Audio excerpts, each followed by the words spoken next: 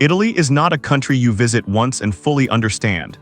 Its landscapes, cities, and villages were shaped over centuries, often layered on top of one another rather than replaced. From ancient empires to rural traditions, from mountain ranges to coastal settlements, each place reflects a different rhythm of time. Some locations preserve history by protecting it. Others continue to live inside it. This list highlights 12 destinations that reveal how Italy's geography, culture, and history intersect in very different ways. Each place stands on its own, shaped by forces that go far beyond tourism.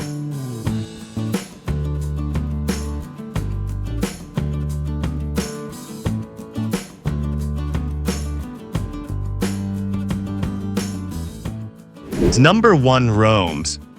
Rome does not separate its past from its present. The city moves forward while standing directly on top of its own history, layer after layer. Walking through Rome means passing Roman temples, medieval churches, Renaissance palaces, and modern streets within the same neighborhood. The legacy of the Roman Empire remains physically embedded in the city, not as isolated monuments, but as part of daily life. Landmarks such as the Colosseum, the Roman Forum, and the Pantheon are not arranged like a museum route. They exist within a living capital where traffic, markets, and apartments surround structures built nearly 2,000 years ago. Nearby, Vatican City adds another layer, where religious authority and artistic power intersect in a space measured in centuries rather than borders. Rome functions less as a destination and more as an ongoing conversation between eras.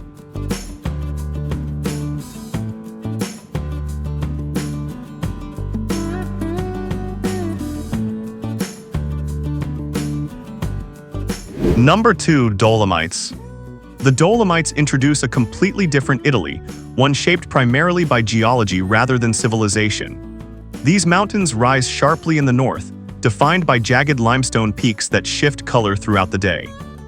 Designated as a UNESCO World Heritage Site, the Dolomites offer alpine landscapes where scale dominates experience.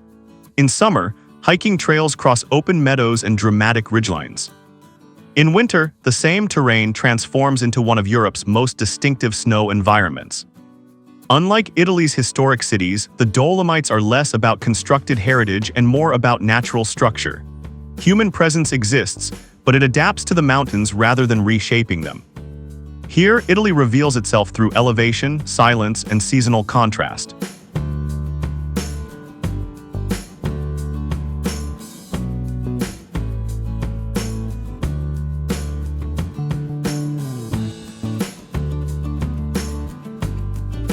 Number 3. Tuscany.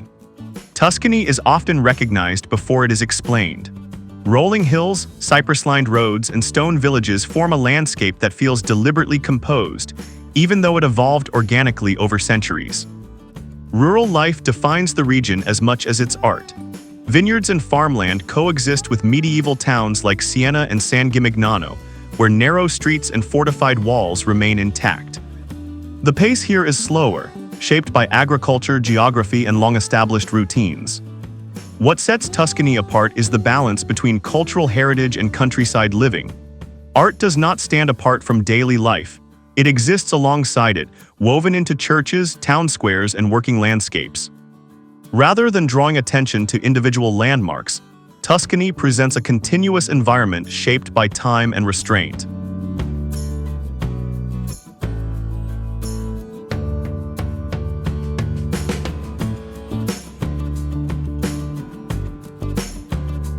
Number 4. Venice. Venice was never designed to expand.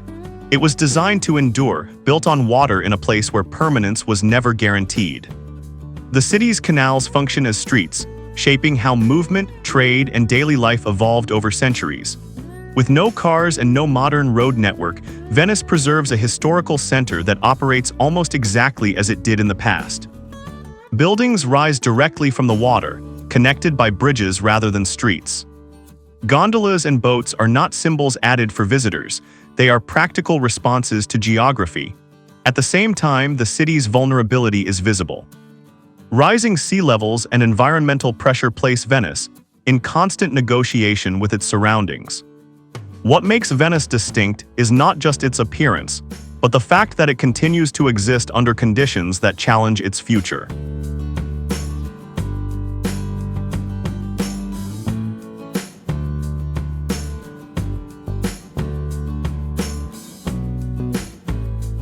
Number 5. Amalfi Coast. The Amalfi Coast unfolds along steep cliffs where land offers little space and the sea defines orientation. Towns here were shaped vertically, not outward, adapting to terrain rather than reshaping it. Places like Positano and Amalfi appear stacked into the landscape, with narrow roads tracing the coastline and revealing wide views of the Mediterranean below. Color dominates the visual experience: white stone, pastel buildings, deep blue water, and sharp sunlight. Despite its popularity, the region still reflects how settlements once functioned along trade routes and fishing paths.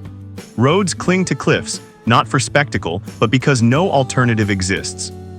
This coastline is less about individual towns, and more about how human settlement responds to dramatic geography.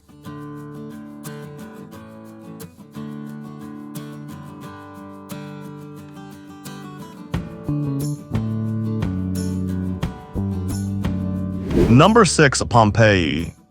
Pompeii offers no gradual introduction. It presents a moment frozen without warning. In 79 AD, the eruption of Mount Vesuvius buried the Roman city beneath ash and debris, preserving streets, homes, and public spaces exactly as they were. Unlike reconstructed ruins, Pompeii records everyday life in detail. Shops, kitchens, graffiti, and footprints remain visible. As an archaeological site and UNESCO World Heritage location, Pompeii reveals Roman society at a human scale. It is not defined by grand monuments alone, but by ordinary routines abruptly interrupted. What sets Pompeii apart is its silence. The city does not tell a story of decline, but of sudden interruption, leaving time permanently suspended.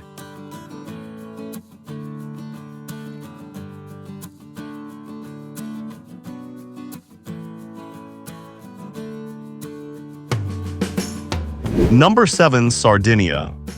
Separated from the mainland, Sardinia developed on its own terms. Distance shaped not only its landscape, but also its culture, language, and sense of identity. The island is defined by contrast. Long stretches of coastline reveal turquoise waters and quiet beaches, while inland areas remain rugged and sparsely populated. Daily life follows rhythms closer to the sea and the land than to urban centers.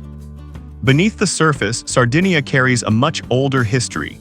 Neuralgic stone towers built long before Roman rule still stand across the island, pointing to a civilization that predates much of Italy's recorded past. These structures exist without spectacle, embedded in open terrain. Rather than presenting a single narrative, Sardinia maintains its character through separation, preserving an island identity that resists simplification.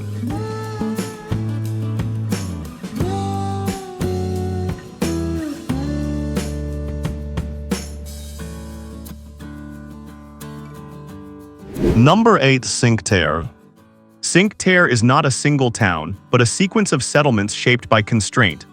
5 villages cling to steep cliffs along the Ligurian coast, connected more by necessity than design. Colorful buildings rise vertically from the rock, arranged to maximize limited space rather than aesthetic harmony. Paths carved into the coastline link the villages on foot, while trains provide the only practical connection through the terrain. Protected as a UNESCO World Heritage Site, Cinque Terre reflects a rare balance between human settlement and natural limits. The villages did not expand outward. They adapted inward, shaping daily life around geography rather than infrastructure. What defines Cinque Terre is not scale, but persistence, the ability of small communities to remain intact under physical and environmental pressure.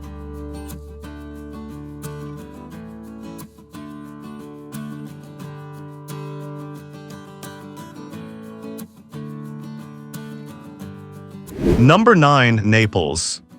Naples does not reveal itself gradually. It announces itself immediately through noise, movement, and density. The city's historic center layers centuries of architecture into a compact urban core, where daily life unfolds openly on the street. Markets, traffic, and conversation share space with churches, palaces, and ancient foundations. As the birthplace of pizza, Naples contributes deeply to global culture, yet its identity is shaped just as much by contradiction. Order and disorder exist side by side, with Mount Vesuvius looming nearby as a constant presence rather than a distant landmark. Naples is not defined by balance, but by intensity, an energy that continues to shape the city rather than resolve it.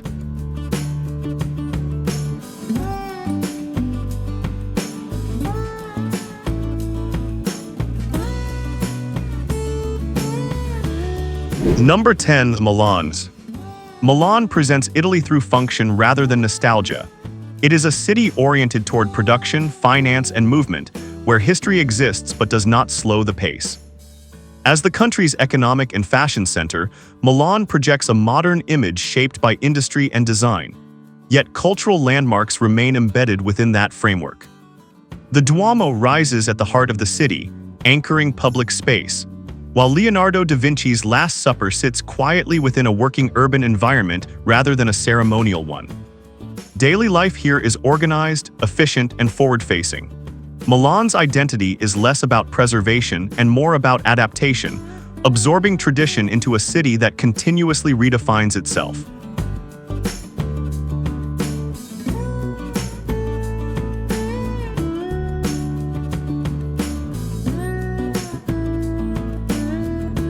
Number 11. Sicily. Sicily feels less like a region and more like a crossroads. As the largest island in the Mediterranean, it has absorbed influence from Greek, Roman, Arab, and Norman civilizations, each leaving visible traces. The island's geography shapes its character.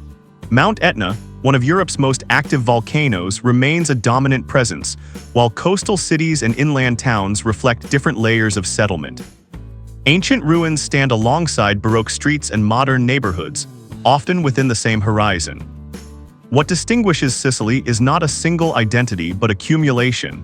History here does not replace itself, it stacks, creating a landscape defined by overlap rather than continuity.